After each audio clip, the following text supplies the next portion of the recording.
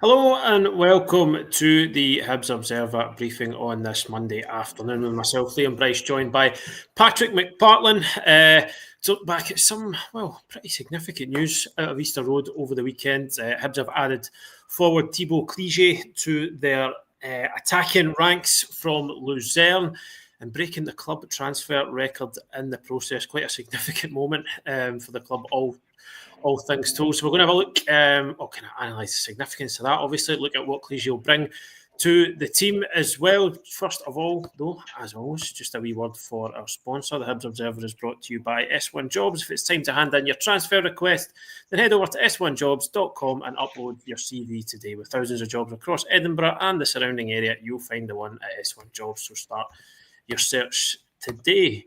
So, Patrick, a big moment for Hibs, a big moment in the transfer window, adding Thibault Klidje to the ranks. We knew that Hibs, were on the lookout for a striker. It was kind of needed after the end of last season, with Dwight Gale retiring, Mikola Kukarevich going back to Swansea, and then signing for Slovan Bratislava. So, kind of early days. But what have you managed to find out about the new man so far? What can you tell us? What's your reaction to the significance of this signing? I think the most interesting thing, first of all, is just how well Hibs managed to keep this under wraps. I think there was obviously a time when, it felt like people were very aware of what Hibs were doing or what they were working on well in advance of the kind of final stages of it. That certainly seems to have been nipped in the bud now. It just sort of very much out of the blue on a quiet Sunday morning that I think took just about everybody by surprise. But you made a good point there. Hibs have certainly needed to bring in attacking reinforcements because of the loss of Dwight Gale and Mikola Kukarevich from last season's squad.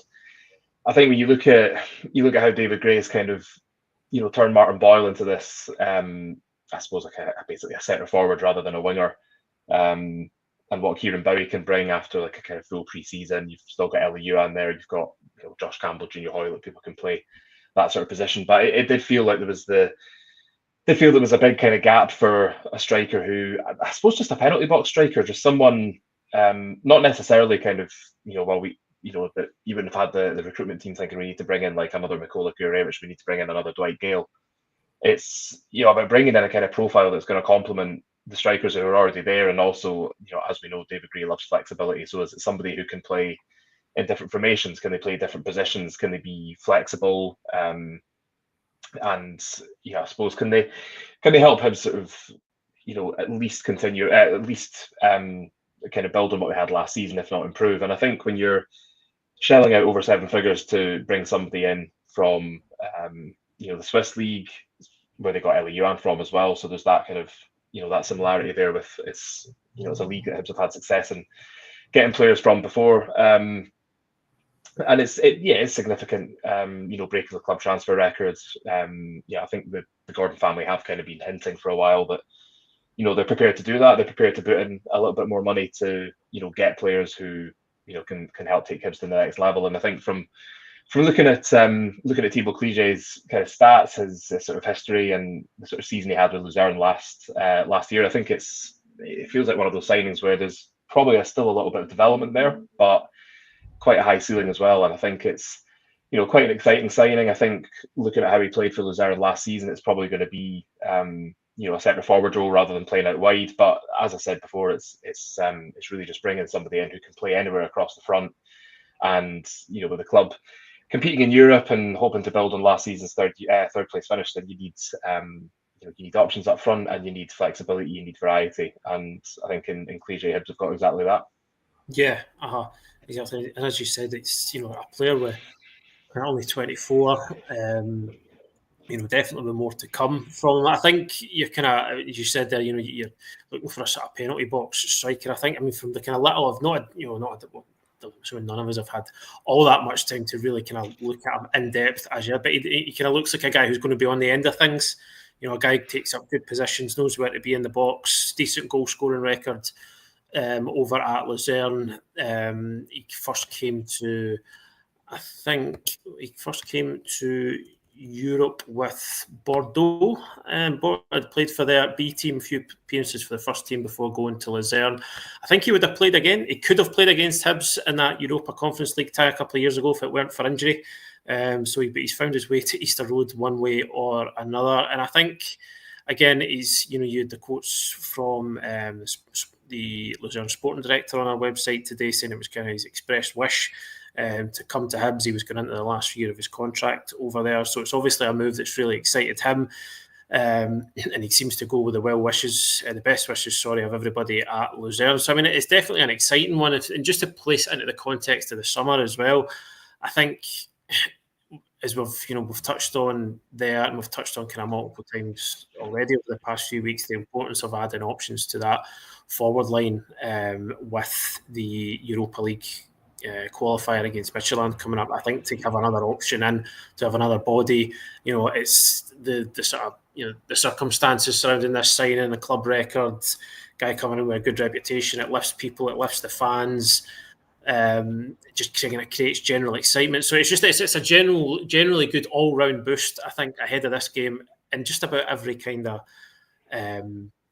aspect you can think of. Adding to the squad, as I said, keeping the mood around the fans. I mean, I'd imagine he's done some sort of pre-season over there. We don't know if he's going to come straight in to the side. Hibs have always been quite careful under David Grayers to not rush guys into action before they're ready.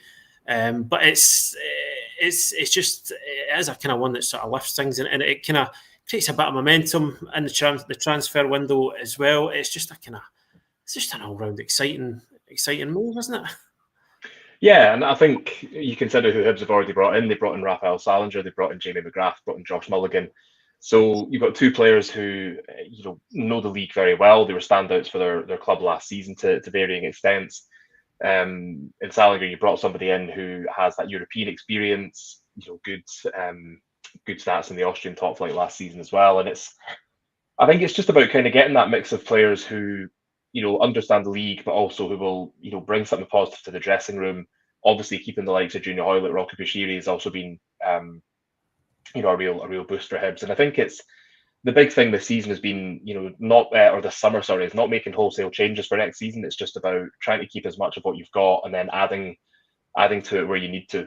And I think, one of the things for me is, there were times last season, even with Martin Boyle, there were times that Hibs, they weren't the quickest up top.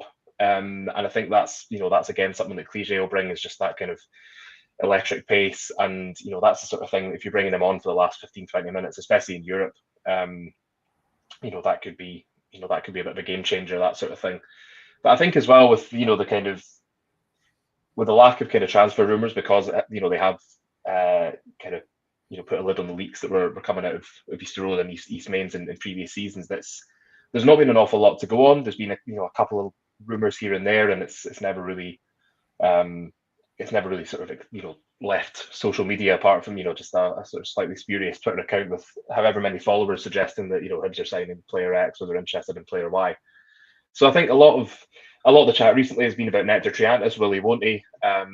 And yeah, the more that sort of drags on, and the fact that he played for Sunderland in their friendly in the weekend, I think people start getting a little bit kind of downhearted and they think, oh, he's not coming back. So something like this, as you say, it kind of lifts the fan base. It's exciting. It's it's a very interesting signing just because of his ceiling, because of his his past, and how he's sort of gone from sort of being a top performer for Bordeaux's B team to, I think he maybe had like a handful of chances in the first team. They were relegated, and he was moved on, did enough to impress Luzerne. And then again, just a sort of slightly disrupted first season. I think he got an injury in the April. I think it was a knee injury that kind of kept him out until I think it was sort of mid-October 2023, which, as you mentioned earlier, was why he didn't face Hibs in Europe in that season. But I think Hibs have sort of made a bit of a habit of bringing in players who have either lost their way a little bit, or who just kind of need a sort of bit of a platform to really develop. And I think when you look at David Gray's comments, saying he's still got some development in him, looking at his stats, and it has been a very sort of cursory glance, because there hasn't been an awful lot of time since since Hibs announced the signing and this video that we're doing. But I mean, talk about him being a penalty box striker. There is room for improvement. I think decision making seems to be something that could be worked on. But I think for me as well, it's just that he spent a lot of time playing in a front two last season for Luzern, which will have, I think, probably caught the Hibs recruitment team's eye. And yeah, I think just having somebody, we know how good Hibs are with crosses into the box. We know how much that's part of their game plan. And we know that if they want to go direct, they can. I don't think you'd be playing Klidje if you were going direct, but it gives them another dimension up front, just that pace. Those counter attacks that we've come to see on a regular basis from Hibs. It just seems like that's the sort of the style of play that he'll thrive in. So I think really really interested to see how he kind of adapts to Scottish football, how he kind of takes to it.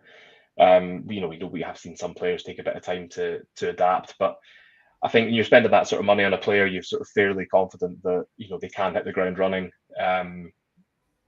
And I think just having somebody who's going to attack through the channels is exactly what Hibs have been missing. So without putting too much pressure on Thibault, I think it is an exciting signing, and I think it'll be interesting to see where David Gray sort of views him as being most dangerous, because he can play out wide, but it does look like he's been brought in very much as a centre forward. So it's I think quite exciting times to be a Hibs fan. You look at who they're bringing in, and you look at the the potential for them. They've already broken the transfer record once. I think the way that the Scottish game is changing, you look at the investment at Aberdeen, you look at what's happening at Hearts. I think there is more of a kind of a focus on trying to sort of challenge the status quo and sort of take steps forward, and not just sort of have like one good season out of 7 or 8 where you might finish third and get into Europe, but just sort of make that a kind of regular feature. Not just for Hibs but for other clubs as well. And I think speculate to accumulate, isn't it? You bring in somebody like this who can help you get to the next level, and then you see where that takes you, and then you sort of build from there. So I think it's going to be fascinating to see how he adapts to Hibs, what role he plays, who he's going to play up top with, and whether or not he'll be a starter to begin with, or like with with many players, whether David Gray has his preferred starting 11, and then it's about who can come in, who can disrupt. There's places there to be taken. I mean, I think we've seen so far from David Gray quite ruthless. If somebody's not performing, he will take them out of the team, but also quite loyal. And that if somebody is performing, then he won't just drop them at the first, the first sign of the sort of player they've replaced coming back. So, just that sort of that competition for places, keeping the dressing room, positive and sort of in good spirits, and I think just like a really fascinating signing. Maybe a sign that Hibs are serious about kind of going to the next level. Yeah, it's. I mean, to go and break your transfer record, I think that's the first Scottish team as we talked about, to spend north of £1 million.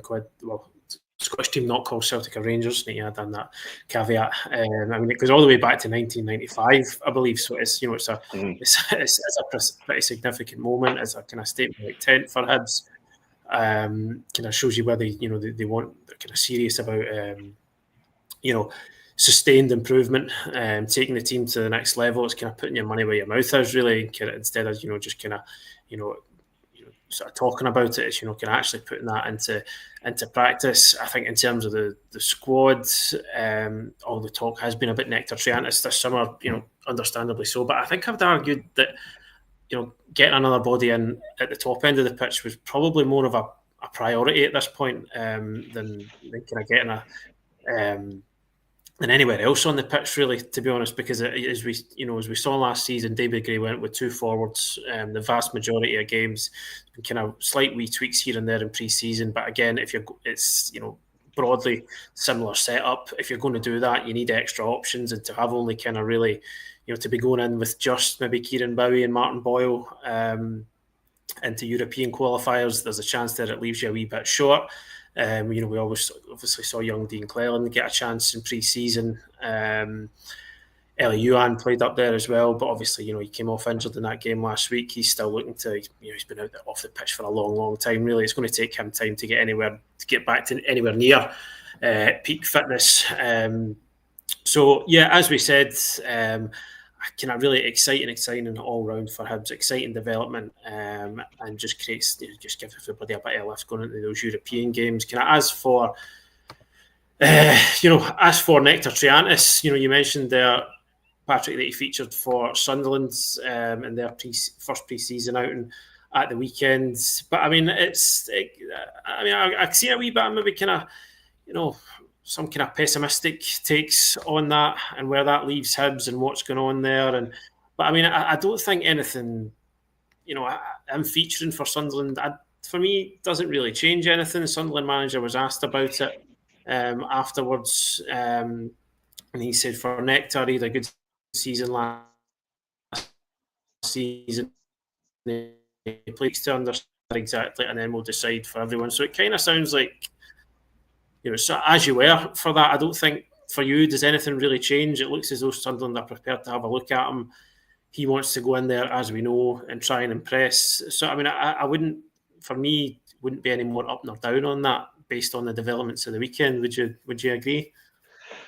Yeah, I think it's what you expect. I mean, we've seen it with Hibs before in the past. Players will play a part in pre-season, and then sometimes during pre-season or shortly after, then they'll head out on loan. It's sometimes it's about bodies, it's about numbers. I believe he was playing as a centre back for Sunderland, so that's in itself that's sort of quite quite unusual given that he was so successful as a midfielder for Hibs last season. But I think you could even look at who Hibs took to the Netherlands with him in their pre-season training camp, and the fact that they took Dean Cleland and now he's gone on loan to East Kilbride along with Freddie Owens.